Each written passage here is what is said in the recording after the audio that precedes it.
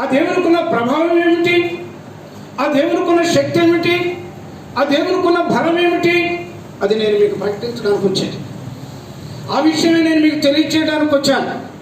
ప్రజలు అని ఆ ఏథెన్స్ నగరవాసులకు పౌలు గారు మాట్లాడుతున్నారు. ఈ పౌలు గారు ఎవరు? ఒకప్పుడు ఈయన పేరు సౌలు. ఇది ఏదో ప్రాణాధారమైనట్లు, ఈయనకేదో దీనివల్ల బలం వస్తున్నట్లు, దీనివల్ల ఏదో ఈయనకి శక్తి వస్తున్నట్లు, దీనివల్ల ఏదో ఈయన బ్రతికేస్తున్నట్లు. ఈయన ఏం చేస్తున్నాడంటే, ఎక్కడైతే యేసు యేసు అంటున్నారో, ఎక్కడైతే ప్రభువా ప్రభువు అంటున్నారో, ఎక్కడైతే దేవుడు దేవుడు అంటున్నారో వాళ్ళందరినీ కొట్టాలి, వాళ్ళందరినీ చంపాలి, వాళ్ళందరినీ నరికేయాలి. వాళ్ళెవరు యేసు అనకూడదు, వాళ్ళెవరు క్రీస్తు అనకూడదు, వాళ్ళెవరు ప్రభువు అనకూడదు. నేనంటే అందరూ భయపడిపోవాలి, నేనంటే అందరూ గడగడలాడిపోవాలి, నన్ను చూస్తేనే పారిపోవాలి వీళ్ళందరూ అన్నట్లుగా అతను సంచరిస్తూ ఇంత మూర్ఖమైన బ్రతుకుతూ క్రైస్తవుల్ని హింసిస్తూ సమాజ మందిరాలను పాడు చేస్తూ సమాజంలో ఉండేటటువంటి వారందరూ కూడా వారు పెదాలు మెదిపినప్పుడు, వారు ఉచ్చరించినప్పుడు ఈ ఉచ్చరణ సరైనది కాదంటూ భయపెడుతూ వచ్చినటువంటి ఒక మూర్ఖుడు, ఒక మత ఛాందస్వాది, ఒక పిచ్చివాడు. కులమనే గజ్జ ఎలా ఉంటుందో, మతమనే గజ్జ ఎలా ఉంటుందో అటువంటి గజ్జితో గీక్కొని ఉన్నటువంటి ఈ మూర్ఖుడు గుర్రాల మీద వెళుతున్నాడు. సైన్యాన్ని తీసుకున్నాడు, కొంతమందిని వెనకాల తన కావలసిన వాళ్ళందరినీ తీసుకొని బయలుదేరాడు. ఉన్నట్టుండగా సడన్గా ఒక వెలుగు అతని కళ్ళల్లో పడింది. వెంటనే గుర్రం మీద ఉన్నవాడు కింద పడిపోయాడు. అంటే అర్థం ఏమిటంటే, అతనిలో ఉన్న బలము, అతనిలో ఉన్న శక్తి, అతనిలో ఉన్నటువంటి ఆ టీవీ, అతనిలో ఉన్న స్టిఫ్నెస్ ఒక్కసారిగా వదిలేసి ఆ నరాలు సచ్చుబడిపోయినాయి, కాళ్ళు సచ్చుబడిపోయినాయి, నేత్రాలు గుడ్డివైపోయినాయి. అతను కూర్చున్న ప్రదేశం అంధకారమయమైపోయింది. గుర్రం మీద చెల క్రింద పడిపోయిన తెలియనటువంటి ఒక బలహీనుడిగా నేల మీద పడి కొట్టుకుంటూ ఉన్నటువంటి దౌర్భాగ్యమైన హీన దుస్థితికి అతను దిగజారిపోయాడు. ఎందుకని? బలం ఉందిగా, శక్తి ఉందిగా, నలుగురు కుర్రాళ్ళు ఉన్నారుగా, 10 మంది నీ కులం ఉందిగా, మీరు పిలిచినప్పుడు పలుకుతారుగా, అంతా మీ అడ్డాగా. మరి ఎందుకు జరిగింది ఎలాగా? అభిషక్తునికి వ్యతిరేకంగా, దేవునికి వ్యతిరేకంగా నా ఇంతటి వాడు ఎవడు లేడు. ఎర్రవేగే ప్రతి ఆశాపాతకుల యొక్క గతి అంతే, ప్రతి వాడి జీవితం అంతే. అది తెలియజేయడానికి దేవుడు అక్కడ తెలియజేస్తున్నాడు. ఏయ్ సౌలా సౌలా, నువ్వు ఎవడివి?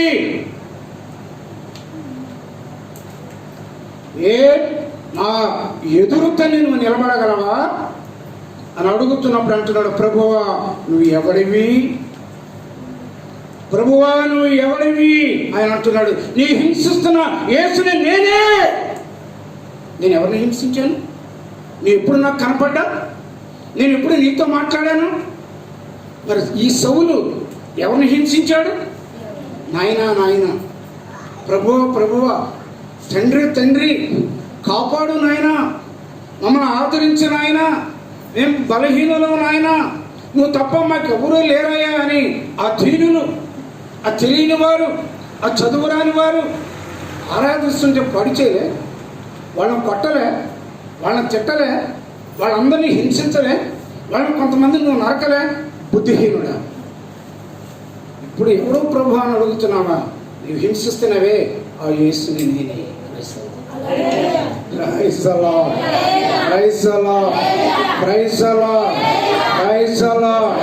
అంటున్నాడు ఆయన. నువ్వు తిన్నని ఆయన అదిగో తిన్నగా వెళ్ళి అక్కడ మా సేవకుడు ఉన్నాడు, అతను నీ గురించి ప్రార్థన చేస్తాడు, అప్పుడు నీ కళ్ళు వస్తాయి చెప్పాడు. అంటే కళ్ళు ఏమైనాయి? పోయినాయి. ఎందుకు పోయినాయి? దేనికి పోయినాయి? ఎరా కళ్ళు నెత్తి మీదకి వచ్చినాయండ్రా, ఎరా కళ్ళు కనపట్లేదా? కళ్ళు కనపట్లేదు అడిగి ఇక్కడి నుంచి ఇక్కడికి వచ్చేసి కళ్ళు అర్థమేమిటి? అర్థమేమిటి? అంత గర్వంతో ఉన్నాడని అర్థం. అంత గర్వంగా నువ్వు నీ బిడ్డని పెంచకూడదని అర్థం. అంత గర్వాలతో మీ పిల్లల్ని పెంచకూడదని అర్థం. వాక్యం వినేసి ఏదో వచ్చేసి తెలియని దేవుళ్ళకి ఏదో భక్తిగా అయ్యగారు వందనాలు, అమ్మగారు వందనాలు, మీ అందరికీ వందనాలు, ప్రైజ్ లార్డ్ అని కపట నాటకం చూపించు.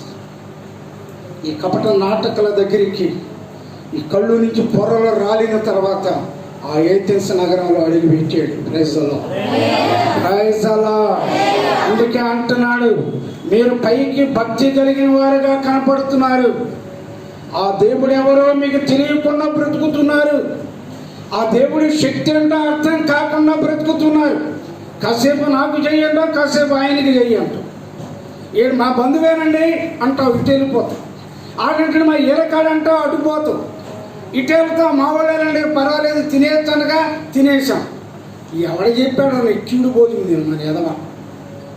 ఏ ఎదవరా మీకు బోధించి నిత్యుడు భోజనం తినొస్తారా? బైబిల్ గ్రంథంలో కీడు భోజనం తినమనుందా? మరి ఎలా తిన్నావు? ఎలా మోసపోయావు? ఎలా బోధించబడ్డావు?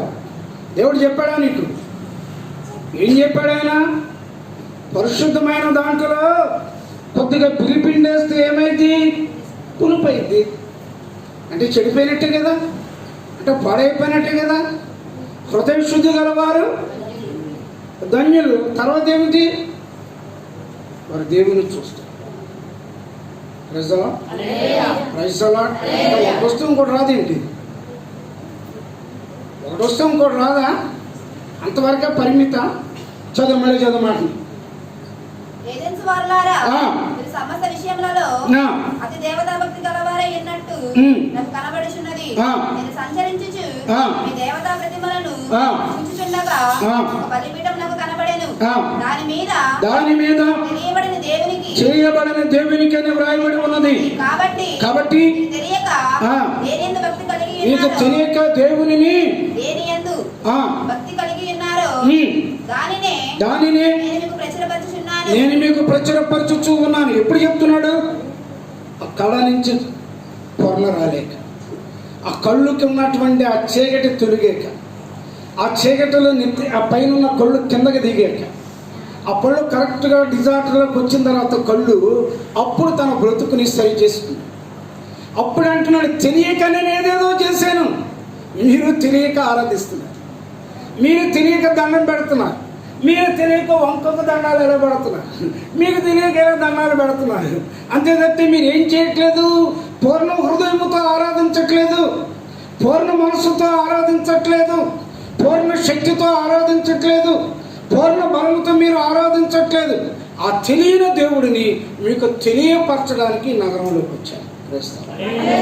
Praise Lord. అని మీరందరూ నాకు కులమని రాలే, మీ దగ్గరికి మీరందరూ నాకు బీరకాయ పీసులు అవుతారని రాలే, మీరందరూ నాకు తోబుట్టులు అవుతారని రాలే.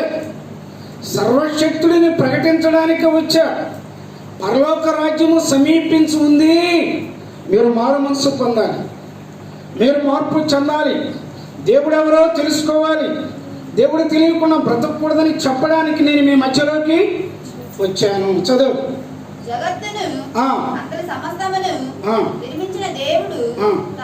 మళ్ళీ చదవమ్మా. నువ్వు పరిగెట్టావుగా ఈపి మీద పోతాను, బాధ ఎనిపోవచ్చు, టక్కని జారిపోతుంది.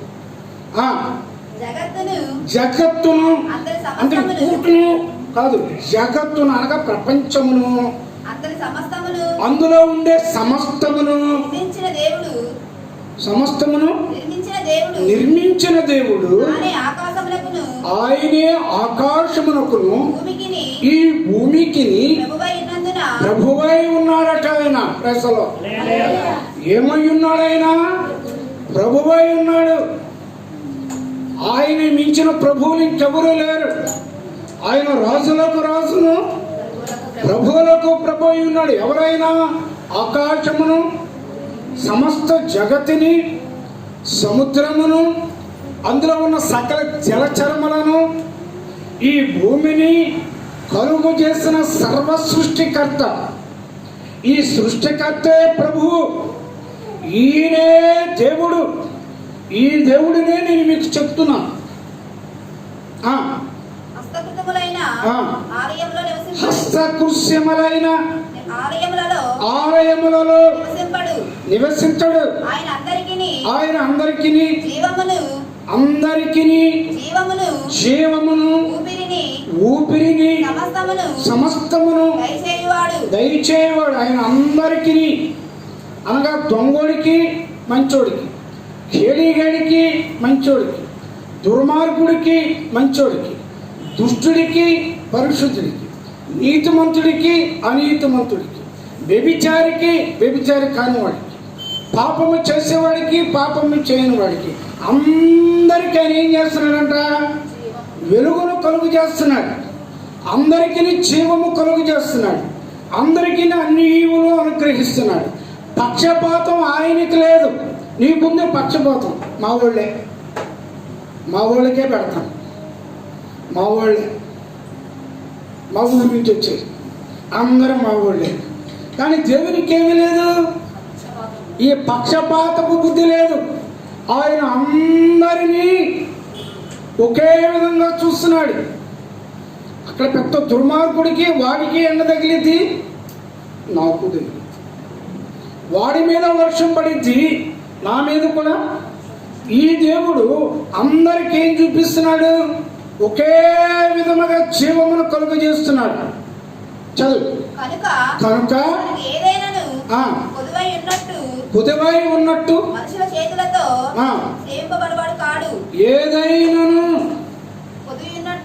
ఏదైనను కొదువు ఉన్నట్లు, ఏదైనా కొదువు ఉన్నట్లు అంటే నువ్వేం చేస్తావు? 500 కాగితాన్ని మారుస్తావు, 100 రూపాయల కాగితాన్ని మారుస్తావు, దాన్ని 10 రూపాయలకు మారుస్తాం. తర్వాత రూపాయలకు మార్చి భిక్షగాడికి వేసి అడుక్కునేవాడికి ఇచ్చి ప్రార్థన చేయొచ్చు. అంటే సమస్తమును కలుగు చేసే దేవుడేమో నీకు బెగ్గరు, నువ్వేమో ఆయన కన్నా గొప్పవాడు. ఎందుకంటే ఇంతలో ఉన్నంతలో ఆవరేటటువంటి వాడివి కదా. ఇంతలో ఉన్నంతలో పోయేట తలకాయ లేకుండా ఉరకలేను, తలైపోయి అక్కడేముంది తలబా. ఇంతలో ఉన్న అంతలో ఆవరేటటువంటి బతుకు నీది.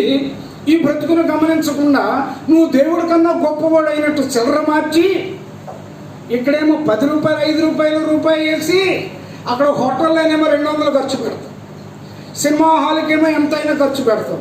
మరి మొగుడు తాగాలి, నువ్వు తాగాలి, నువ్వు డ్యాన్స్ చేయాలి, చిందులేదు, ఎన్ని వేలని అప్పులు చేసి పెడతావు. కానీ దేవుడి దగ్గరికి వచ్చేటప్పటికి లెక్క ప్రకారంగా ఇస్తావు. అంటే దేవుడు నీకేమయ్యాడు? ప్రభువు నీకేమయ్యాడు? సేవకుడు నీకేమయ్యాడు? ఏదో కొదువు ఉన్నట్టు. ఆయన అడుక్కునేవాడు కాదు, ఆయనకి ఏ కొదువ కూడా లేదు. ఆయనకి సమస్తమును ఉన్నాయి. మేము ఏమీ లేకపోయినా మేము ఏమి కలిగి ఉన్నాం? సమస్తమును కలిగి ఉన్నాం అంటున్నాడు పౌలు గారు. Praise the Lord. నువ్వేమనుకుంటున్నావు అంటే ఈయన అడుక్కునేవాడు. చిల్లర మార్చేవా? 100 రూపాయలు ఎందుకు? చిల్లర మార్చు. వచ్చేది గుడికే, వెళ్ళి దేవుడి దగ్గరికే.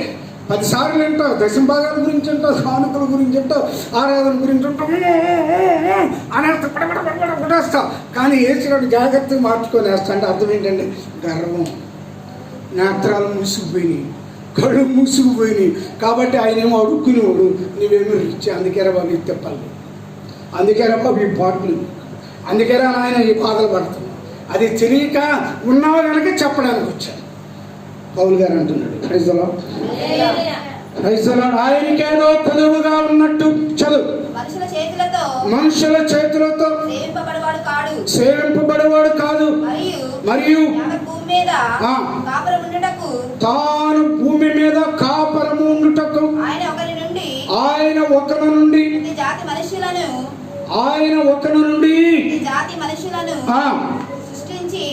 ప్రతి జాతి మనుషులను సృష్టించి వారు ఒకవేళ దేవుని తడువులాడి కనుగొందరేమో అని తను వెతుకు నిమిత్తము నిర్ణయ కాలములు ఏం చేస్తాడంట ఆయన? ఏమి చేస్తాడు? ప్రతి జాతి వాడు, ప్రతి కులము వాడు, ప్రతి మతస్థుడు, యూదుడు కానీ గ్రీక్ దేశస్థుడు కానీ, ఇటలీ వాడు కానీ, ఫ్రాన్స్ వాడు కానీ, జపానీయుడు కానీ, ఆంగ్లేయుడు కానీ, రష్యా వాడు కానీ, భారతీయుడు కానీ, ప్రతి వాడు వాడి జాతుల ప్రకారము కలుగజేసి వారు దేవుడును కనుగొనే నిమిత్తము, దేవుడిని తెలుసుకునే నిమిత్తము కాలములను నియమించాను. ప్రజలో ఇప్పుడు చప్పట్లు కొట్టు.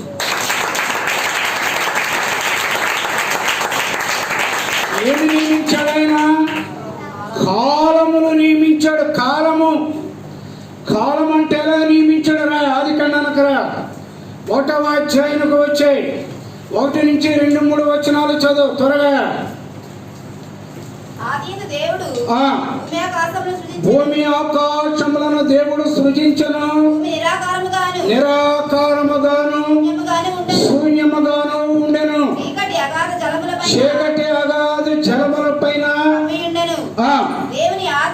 దేవుని యొక్క ఆత్మ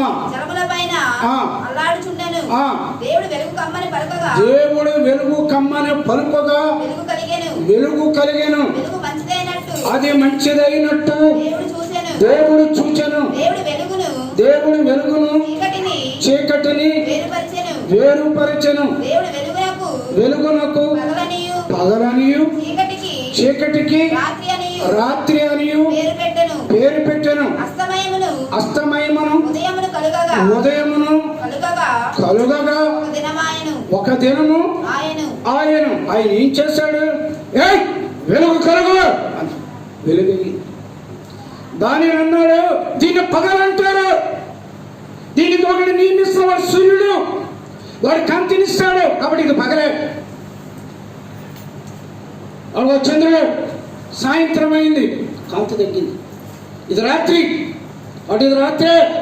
ఈ రాత్రి ఈ పగలు ఈ రెండు కలిపి ఒక దినం అయింది. ఏమి నియమించాడు ఇప్పుడు? ఏమి నియమించాడు? ఒక పగలు ఒక రాత్రి, ఒక పగలు ఒక రాత్రి, ఒక పగలు ఒక రాత్రి కలిస్తే ఏమాయను? ఒక దినమాయను. ఒక దినం అంటే అర్థం ఏమిటి? సమయం ఎంత అయింది ఇప్పుడు? సమయం ఎంత అయింది ఇప్పుడు? సమయం, కాలం ఎంత? కాలం ఎంత అయింది ఇప్పుడు? ఇవే కాలం అన్నా సమయం అన్నా టైం అనే అర్థం. ఇంగ్లీష్ రాణిలోగా టైం ఎంత అయింది బాబు, టైం చెప్పు బాబు, టైం ఆయన వచ్చేస్తాడు బాబు అంటాడు. అంటే టైం ఏ భాషలో మాట్లాడా? తెలుగులో కాలం అంటారు దాన్ని. ఆ కాలమే దేవుడు చెప్తున్నాడు నీతో, ఒక పిచ్చిముఖమోడా, ఒక ఎర్రిముఖమోడా, నేనురా కాలాన్ని పెట్టాను.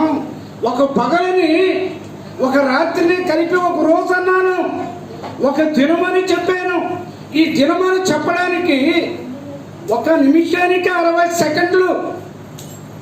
60 సెకండ్లు ఒక నిమిషం, 60 నిమిషాలు ఒక గంట. మరి 24 గంటలు అంటే 24 సమయాలు ఎంత అన్నమాట? ఒక దినం అన్నమాట. అంటే ఒక రాత్రి ఒక పగలు. నేనేరా నియమించాను నీకు, నువ్వు నన్ను తెలుసుకోవాలని. ఒకవేళ నీకు ఎప్పుడైనా బుద్ధి పుడితే, నీకు ఎప్పుడైనా ఆలోచన వస్తే, ఈ సమయం ఎవరు పెట్టారు, ఈ సమయాలు ఎక్కడి నుంచి వచ్చినాయి, ఈ కాలాలు ఎక్కడి నుంచి వచ్చినాయి నువ్వు తెలుసుకోవాలని, నేను దేవుణ్ణి ఉన్నానని, ఆ కళ్ళకున్న పొరలు రాలిపోయి సర్వశక్తుడు నన్ను నువ్వు కొలవాలని ఈ సమయం నేను పెట్టాను. అందుకని ఒక పగలను ఒక రాత్రి కలిపి ఒక దినమాయను అన్నాడు ఆయన. హల్లెలూయా. ఈ జనులు కాలమును చూసి నన్ను కనుగొందురేమో అని. మరి ఎలాగా 7 దినములను కలిపేమన్నాడు ఆయన. 7 దినములు అనగా 7 రోజులని ఒక వారము అన్నాడు. మరి 15 రోజుల్ని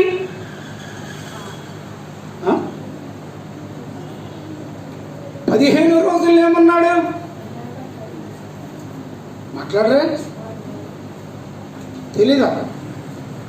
అసంపూర్ణపు నెల అనగా 15 రోజుల అమావాస్య, 15 రోజులు పూర్ణమి, 15 రోజుల నిండు, 15 రోజుల లెస్, ఈ 30 రోజులను కలిపి 1 మంత్.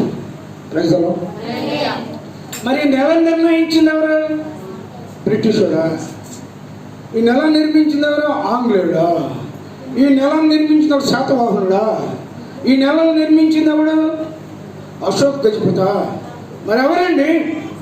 ఎవరంటే ఈ భూమి ఆకాశం జగత్తుకు పునాదులు వేసినటువంటి సృష్టికర్త కాలములను సమయములను నియమించాడు. తెలుసుకోవాలి. అది పౌలు గారు ఏథెన్స్ నగరంలో చెప్తున్నాడు. ఏథెన్స్ నగరంలో అక్కడ ఉన్న వాళ్ళకి చెప్తున్నాడు. ఈ విజయవాడ విశ్వాస మందిరాస్తున్న మినిస్టర్స్ లో ఉన్నటువంటి ఈ బిడ్డలకు ఆ సృష్టికర్తను గురించి చెప్తున్నాను. ఈ 30 రోజుల్ని 1 మంత్, 1 నెల అంటారు. ఈ నెలల్ని 12 నెలలను కలిపి 1 ఇయర్ అంటే 1 సంవత్సరం. 365 రోజులు ఏమని పిలుస్తున్నాం? సంవత్సరం అని పిలుస్తున్నాం. దేవుని స్తోత్రం. హల్లెలూయా, హల్లెలూయా. ఈ కాలము తెలుసుకోవాలని దేవుడు ఈ కాలములను నియమించాడు. నరులు తింటూ తిరుగుతూ తాగుతూ బాధ్యకానాలు చేస్తూ వారి ఇష్టానుసారంగా దేవుణ్ణి మరిచిపోతారేమో, దేవుడు లేడనుకుంటారేమో అని దేవుణ్ణి కనుగోవడానికి, దేవుణ్ణి వెతకడానికి, వెంపర్లాడడానికి ఆయన కాలములను చదువు.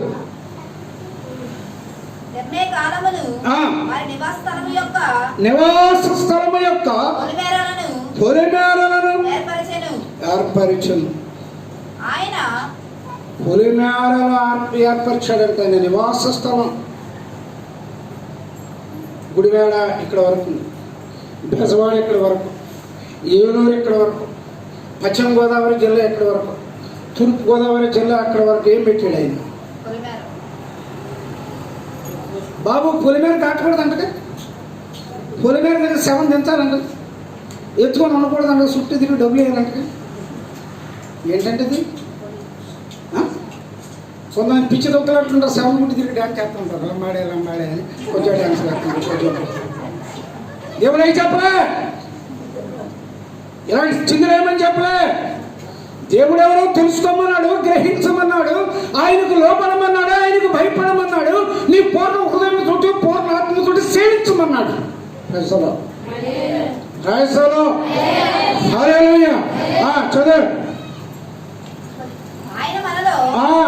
అంటాడు. ఏ సముద్రమా, అది అక్కడ వరకే.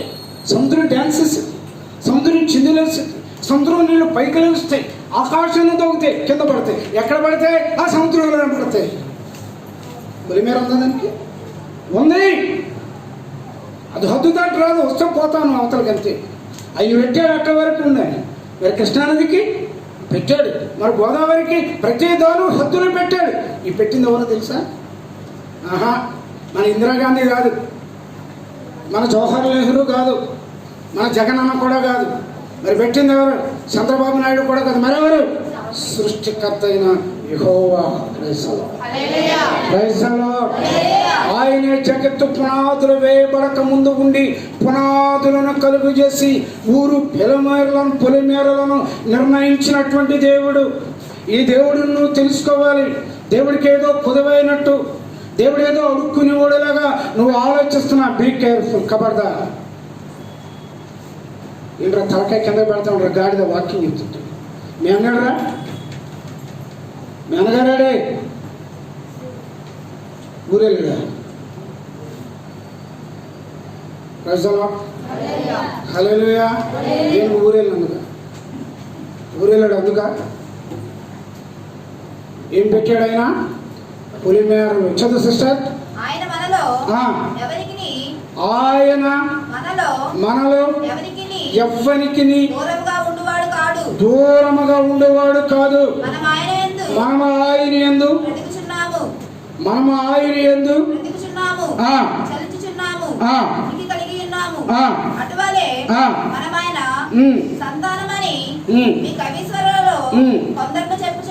ఏమై ఉన్నామంట? మనము ఆయన యందు బ్రతుకుచున్నాము. చలించుచున్నాము. మనము ఆయన సంతానమని కవీశ్వరుల్లో కొందరు చెప్పుతూ ఉన్నారు. కవీశ్వరులు కొందరు అంటున్నారంట. మరి కొందరు ఏమంటున్నారు? కోతుల నుంచి వచ్చాడు, కోతి తోకలో నుంచి వచ్చాడు. కోతి మనం కూడా కోతులకి ఎంత తెలుసు. అందుకని మనందరూ కోతుల నుంచి కొందరు అన్నారు. కానీ కవీశ్వరులు ఉన్నారే, జ్ఞానం కలిగిన వాళ్ళు ఉన్నారే, వారు చెప్పారట మనము కూడా దేవుని సంతానమే అని చెప్పారంట. ప్రైజలో పౌలు గారు చెప్తున్నారు. ప్రైజలో నీ రూపము నాలో నిర్మించి ఉన్నావు, నీ కోరికలో నివసించుచున్నావు, నీ కోరికలో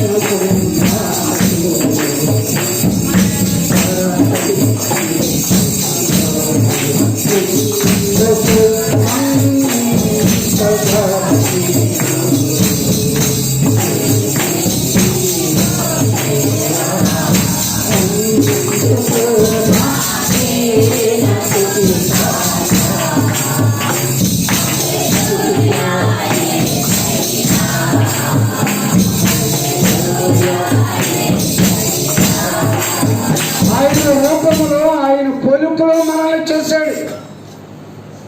మనము దేవుని బిడ్డలము, మనము దేవుని సంతానమై ఉన్నాం, మనం ఆయనలో బ్రతుకుతూ ఉన్నాం, మనము ఆయనలో జీవిస్తున్నాం, మనం ఆయనలో నడుస్తున్నాం అని మీలో చాలామంది కవీశ్వరులు ఈ మాట చెప్తున్నారు.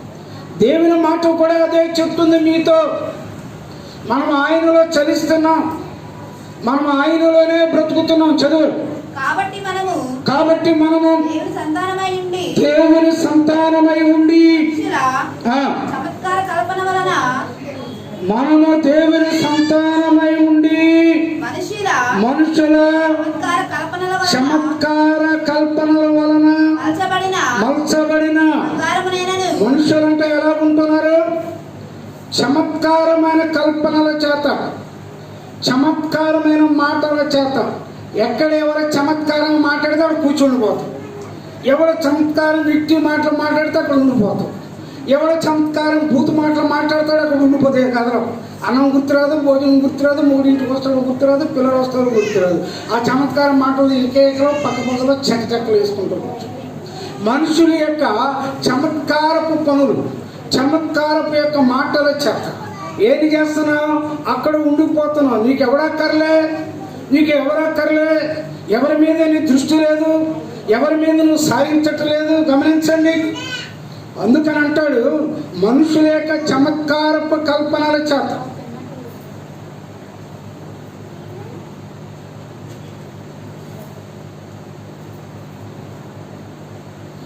ఏంటి కల్పన,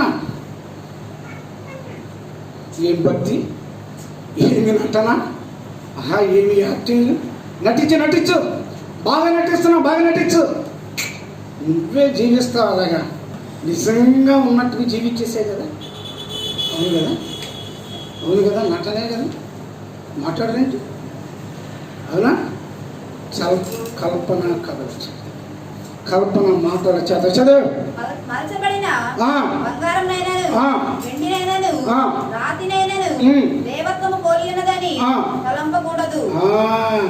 ఇవన్నీ దేవుళ్ళు అనుకున్నావా? కింద ఆడతావు, భూమి అంటావు, సూర్యుడికి అంటావు, ఇలాగా నమస్కారం అంటావు, సూర్య నమస్కారం చేస్తావు. నువ్వు మనిషివేనా? ఇవన్నీ నేనే ఇస్తే నువ్వు వాటికి దండం పెట్టడం ఏంటి? నన్ను ఆరాధించు.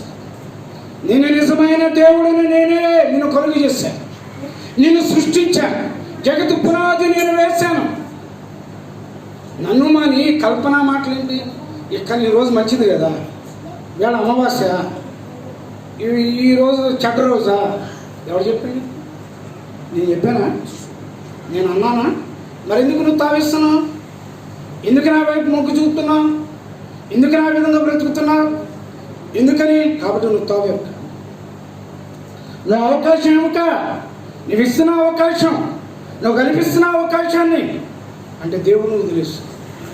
ఇటువంటి కల్పన మాటలు, కల్పన కథల వైపు ఉండకూడదు. చదువు. ఆ అజ్ఞాన కాలములో దేవుడు చూసి చూడనట్టుగా ఉన్నాడు. కానీ ఇప్పుడైతే అంటే ఇప్పుడు ఏం చేయాలి? నీవు నీ ఇంటి వారు అందరూ మారు మనసు పొందాలి, బతుకును మార్చుకోవాలి, జీవితాన్ని మార్చుకోవాలి, కపటాన్ని తీసుకోవాలి, ద్వేషాన్ని తీసేయాలి, ఈర్ష్యను తీసేయాలి, అబద్ధాల నోరును తీసేయాలి, కపటపు చూపులు మానేయాలి, దొంగ చూపులు మానేయాలి, వ్యర్థమైనటువంటి చూపులు, ఈ విధమైనటువంటి అన్ని నువ్వేం చేయాలి?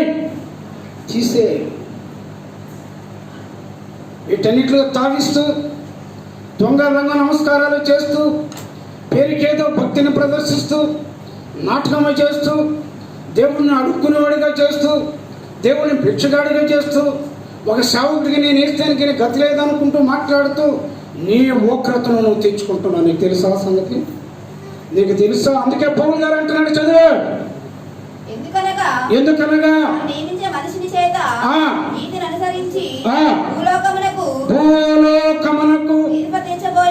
భూలోకమునకు తీర్పు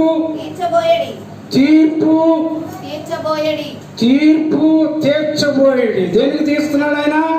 భూలోకమునకు. భూమి అంటే మట్టేనా? భూమి అంటే కవి అన్నాడు. భూమి అంటే మట్టి కాదు, మనుషులు. భూమి మీద ఎవరున్నారు? జనాలు ఉన్నారు. దేనికి తీర్పు తీస్తున్నాడు? భూమికా మనిషిగా? మనుషులకి తీర్పు తీరుస్తాడు ఆయన. తీర్పు తీరుస్తాడని తెలుసుకొని నాంచాలి వాక్యమే. తీర్పు తీరుస్తాడని తెలుసుకొని ఎవరికి భయపడాలి? దేవునికి లోబడాలి. కనుక ఆయన భూమికి ఏం చేయబోతున్నాడు? తీర్పు తీర్చబోయే ఒక దినము ఉంది. ఉంది ఒక దినమా? సాగదీక ఉంది. ఏముంది? భూమికి తీర్పు తీర్చే ఒక దినము, అంటే నీకు తీర్పు తీర్చే ఒక దినము, నిన్ను కొరడాలతో కొట్టే ఒక దినము, నిన్ను గద్దించే ఒక దినము, నీకు బుద్ధి చెప్పే ఒక దినము ఉంది.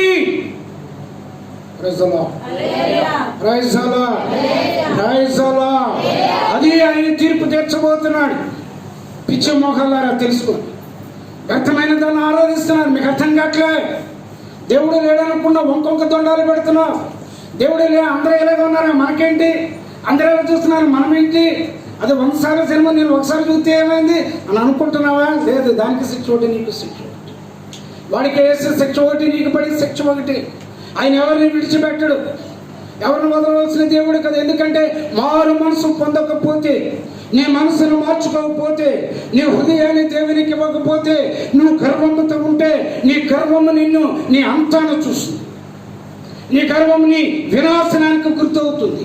నీ అహంభావము నీ నాశనానికి గుర్తవుతుందని దేవుని యొక్క వాక్యం చెప్తుందని పౌలు ఏథెన్స్ వాసులు చెప్తున్నాడు. నమ్మిన వారే మైరి, నమ్మని వారే మైరి, ఆనాటి సాధ్యము అక్కడే ఉన్నది, కనబడుతున్నది. ఆనాటి సాధ్యము అక్కడే ఉన్నది, కనబడుతున్నది.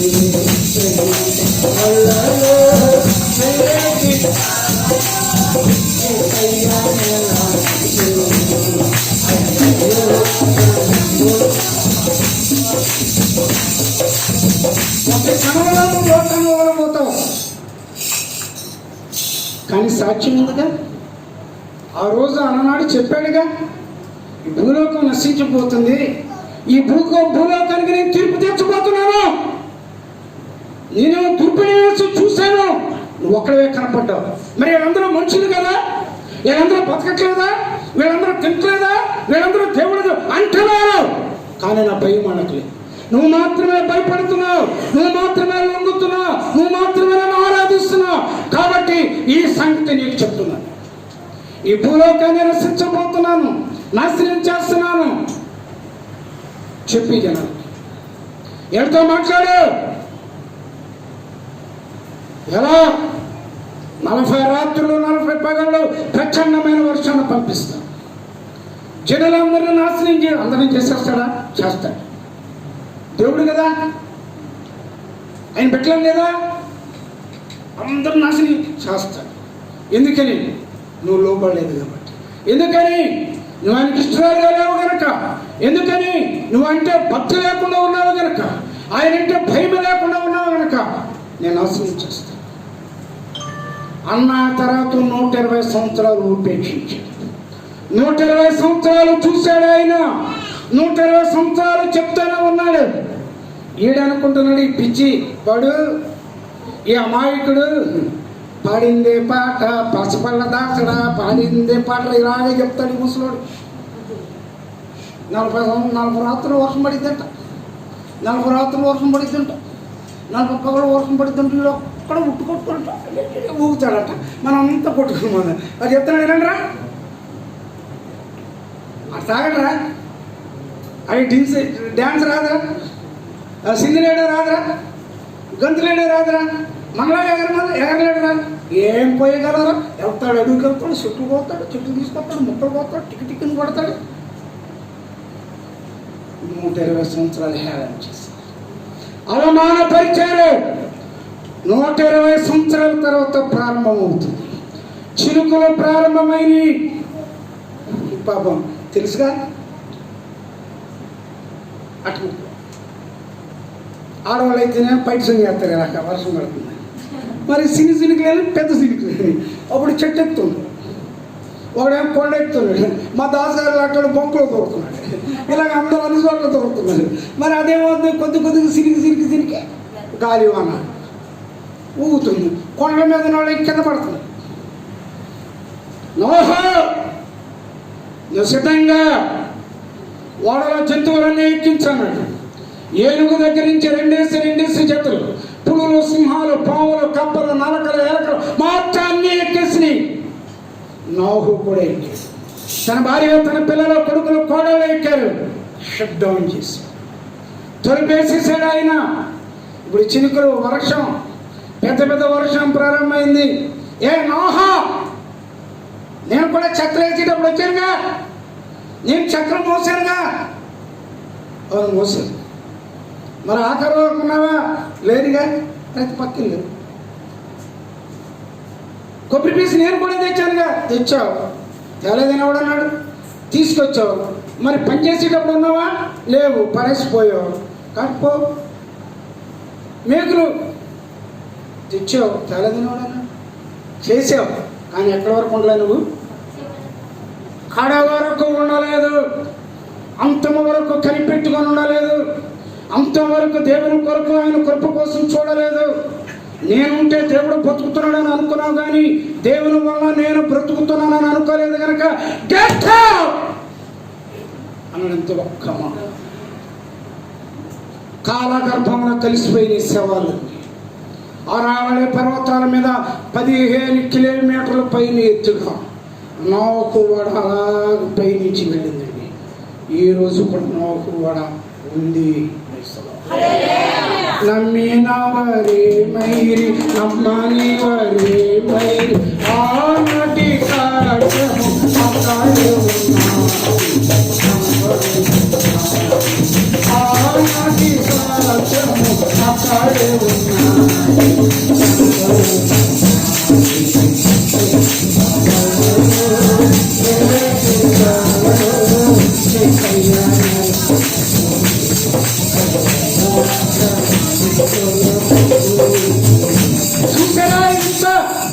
చూసారా ఈ పరిస్థితి ఏమిటంటే ప్రపంచమంతా మునిగిపోయిందంట, ప్రపంచమంతా జల ప్రళయం అంట, అందరూ చనిపోయారంట, ఎవరూ మిగలలేదంట.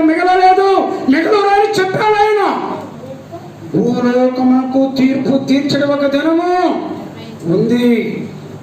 తీర్చాడు తీర్పు, రేపు కూడా తీర్చబోతున్నాడు. ప్రైజ్లా ప్రైజ్లా హల్లెలూయా హల్లెలూయా. పరిశుద్ధ గ్రంథాన్ని ఒకసారి మననం చేయాలి. ఒక సువార్త 13వ అధ్యాయం 6వ వచనం. మరియు ఆయన నువ్వు పరిగెడుతూ ఒప్పుకోను, కరెక్ట్గా చదువు. మరియు ఆయన వారికి ఉపమానము చెప్పెను. మరియు ఆయన వారితో ఈ ఉపమానము చెప్పెను. ఒక మనుషుని ద్రాక్ష తోటలో అంజూరపు చెట్టు చుట్టబడి అంటానండి. అంజూరపు చెట్టు నేర్చుకో, భాష నేర్చుకో. అయ్యగారు నాకు పేర్లు పెడతాడని భాష నేర్చు.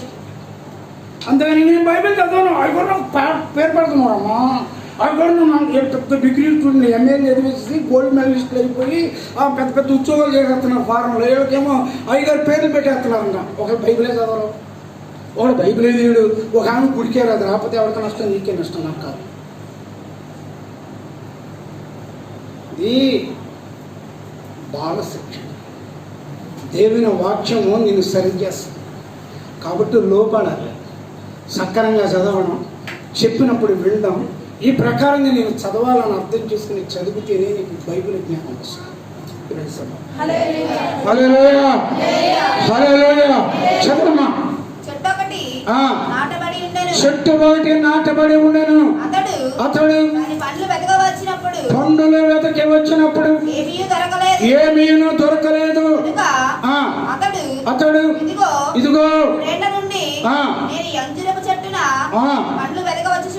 పండ్లు వెతుకుచూ ఉన్నాను, కాబట్టి ఏమీ దొరకలేదు.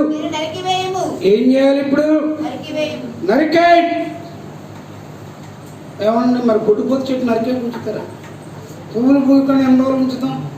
మట్టిలో ఉండే సారం అంతా తీసుకుంటుందా? మళ్ళీ దానికి రోజు నీరు పోస్తామా? రోజు సేవలు చేస్తామా?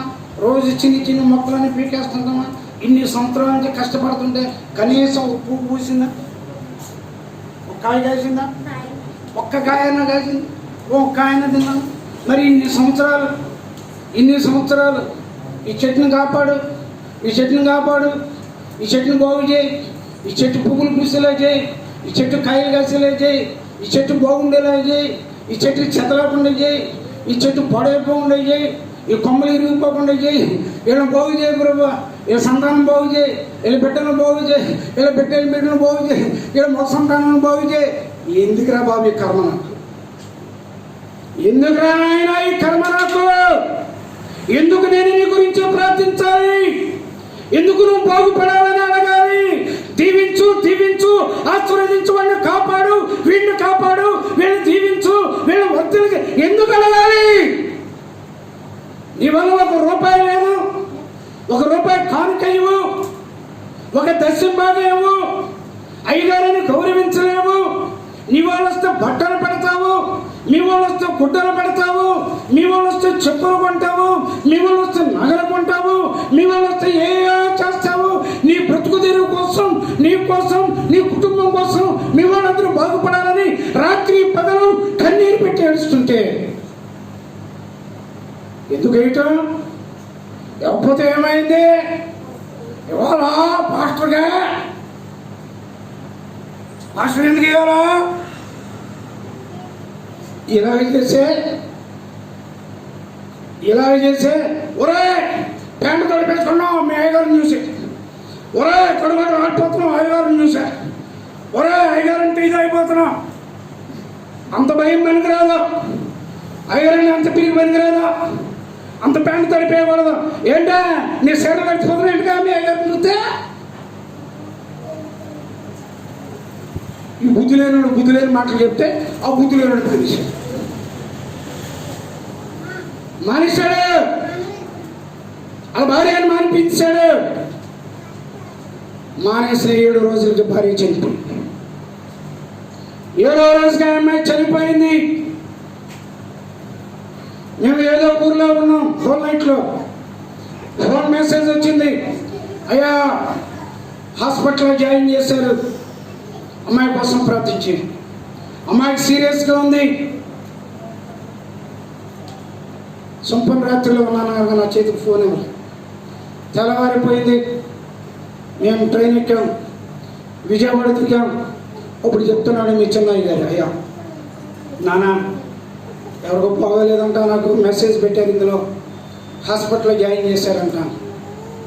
రే ఇంటికెళ్ళి అర్జెంట్ బాగోలేదంటగా, హాస్పిటల్లో ఉన్నారంట. సరే సత్యబాబు కృష్ణదాస్ ఎక్కడున్నా ఫోన్ చేయరా అన్న. ఫోన్ చేశారు, వచ్చాడు. మేము ముగ్గురం కలిసి వెళ్ళాం. నువ్వు వచ్చావా?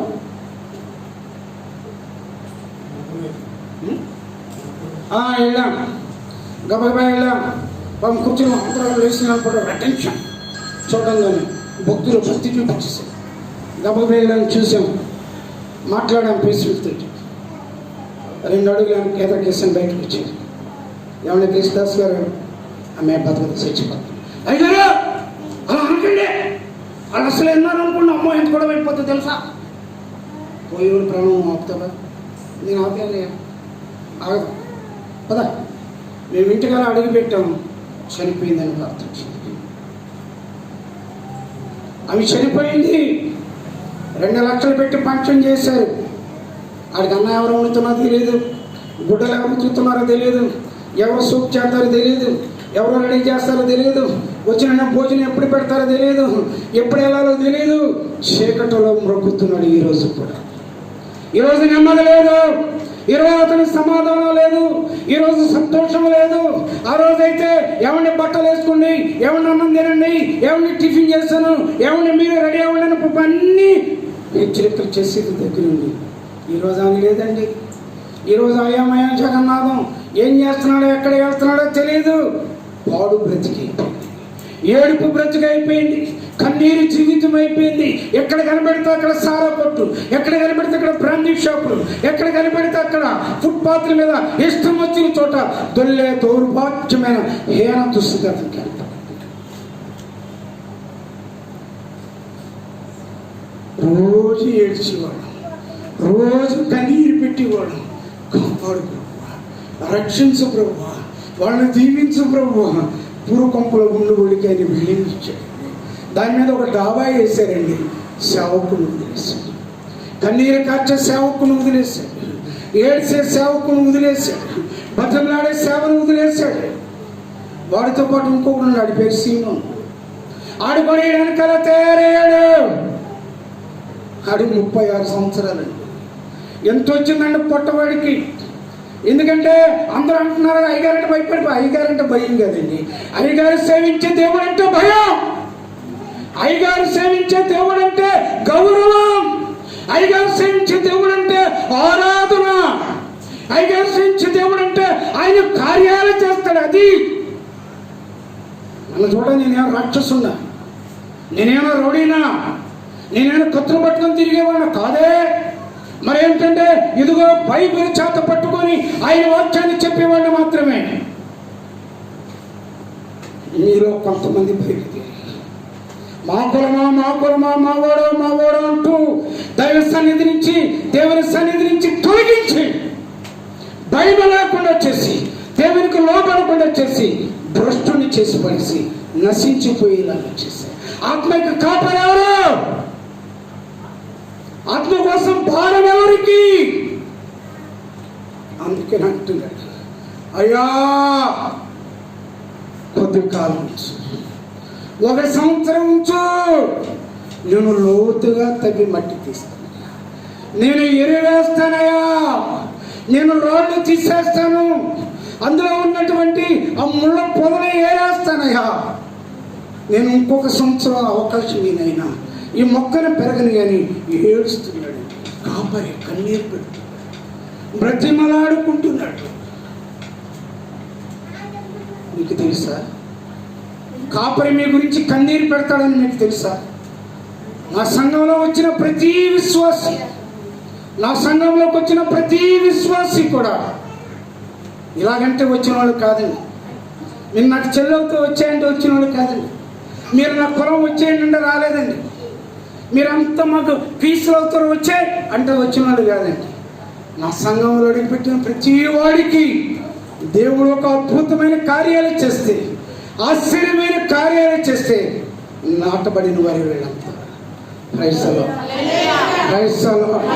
ఒక్కొక్కరి గురించి చెప్పాలంటే ఒక్కొక్క చరిత్ర, ఒక్కొక్కరి గురించి చెప్పాలంటే ఒక్కొక్క కథ ఉంది. ఎవరూ బదలలేరు. ఆయన చేసిన కార్యాలు అంత గొప్పవి. ఇందాక చెప్తున్నాడా, మగపిల్లడు పుట్టాడు ఇదే ఆలయంలో. వాకింగ్ చెప్పాను, అయిపోయింది, ప్రార్థన చేశారు, కొంతమంది వెళ్ళిపోయారు, కొంతమంది ఉన్నారు. ఆ అమ్మాయి వచ్చి అయ్యగారు ప్రార్థన చేయండి ఉంది. ఇలా పెట్టే చెయ్య టక్కన కింద కూర్చుని పోయి 2 కాళ్ళు పట్టుకొని, అయ్యా నా పొట్ట మీద చేయి పెట్టి మగపిల్లలు పుట్టాలని ప్రార్థన చేయండి.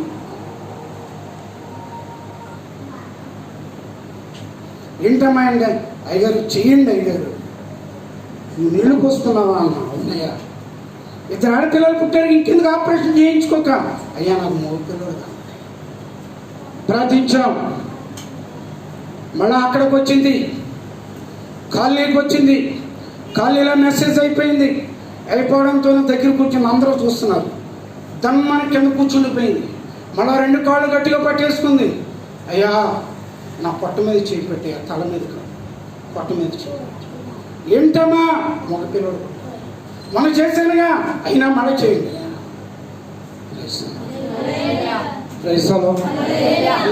అదే మా దాస్ గారు అలా చెప్పకండి అయ్యారు. నీవు చేసిన ఉపకారములకు నీవు చేసిన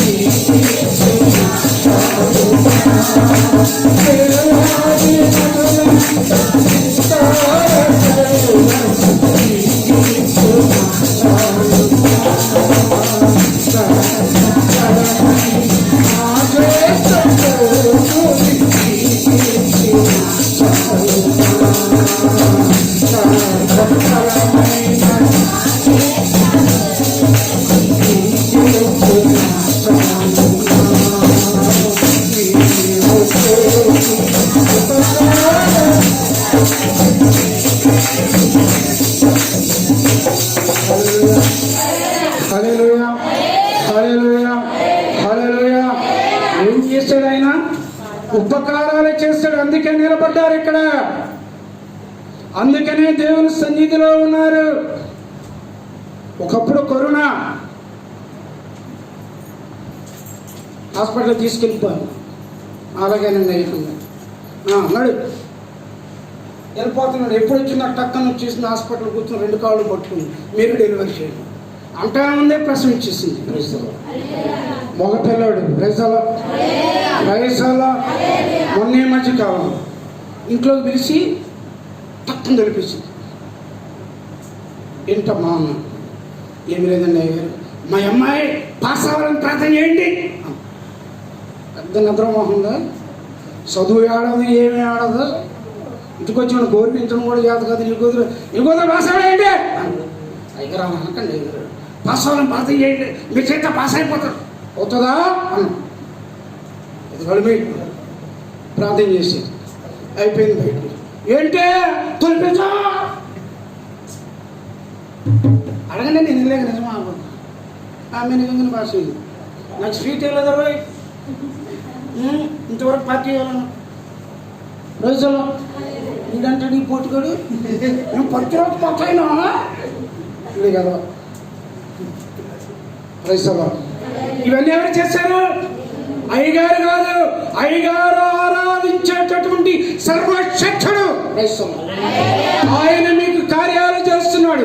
కారణం ఏంటంటే మీ గురించి రాత్రి అంతా ఏడుస్తున్నాం కాబట్టి, రాత్రి అంతా ప్రార్థిస్తున్నాం కాబట్టి, వీరి సంతానాలు దీవించబడాలి, ఆశీర్వదించబడాలి, వీరి బిడ్డలు అడుక్కోకూడదు, వీళ్ళ భిక్షమెత్తుకోకూడదని మీ గురించి కన్నీరు కార్చే సేవకులు ఉన్నారు కాబట్టి.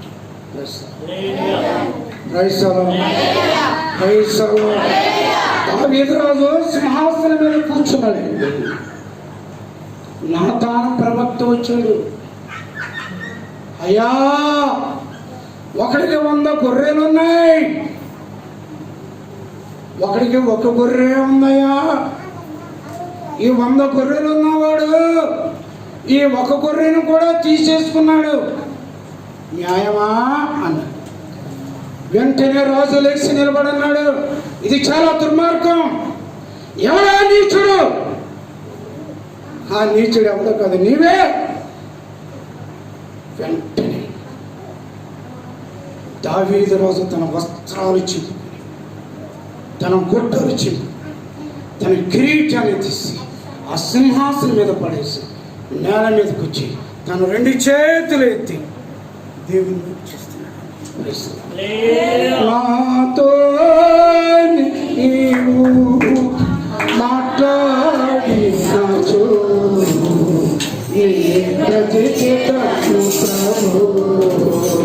నా ప్రియుడా, నా హితుడా, నా ప్రాణముడా,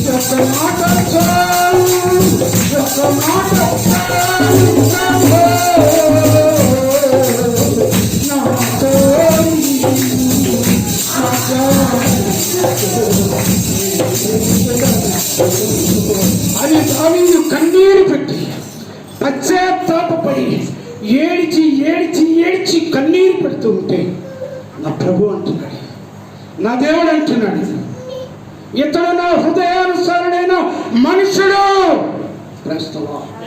చదవడా?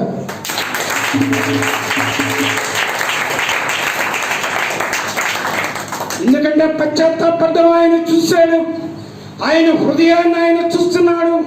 ఆయన హృదయంలో ఏ డాగు లేకుండా, కపటము లేకుండా సమస్త గుడ్డులు విప్పి దేవుని దగ్గర ఏడ్చాడు కనుక నా హృదయానుసారుడు అన్నాడు. హల్లెలూయా, హల్లెలూయా, హల్లెలూయా, హల్లెలూయా. అదండి పశ్చాత్తాపం. అంతేగాని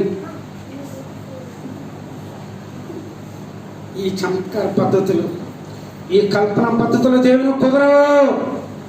దేవునికి కావాలి. అందుకే అన్నాడు, అందుకే అంటున్నాడు, అయ్యా 100 మంది నీతిమంతులుంటే రక్షిస్తావా?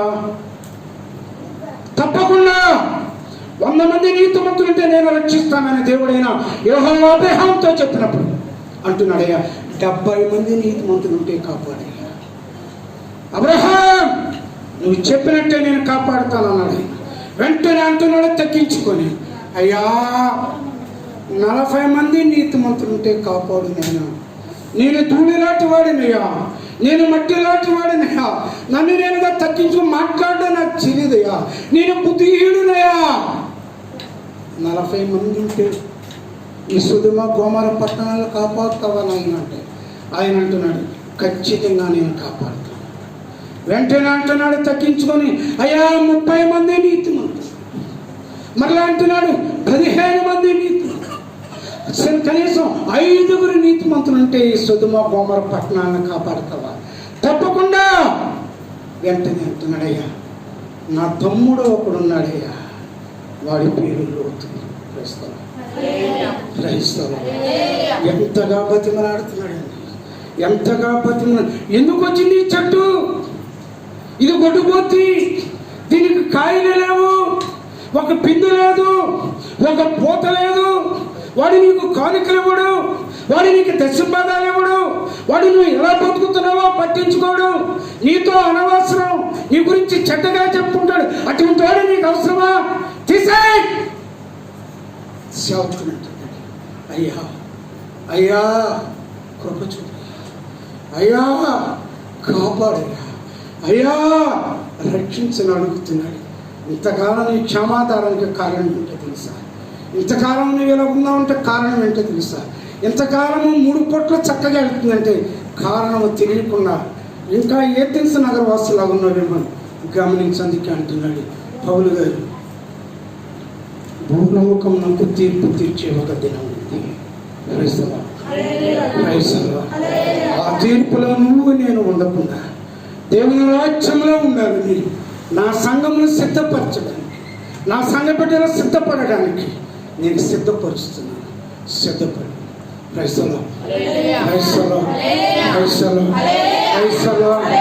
తీర్పును తప్పించుకునే వాళ్ళు ఎంతమంది ఉన్నారు ఇక్కడ?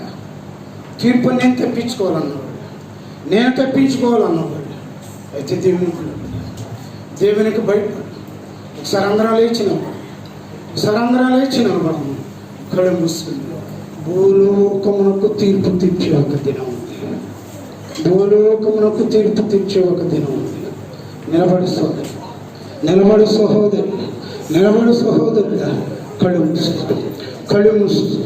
కళ్ళు మూసుకో ప్రార్థించు. ప్రభువా, నా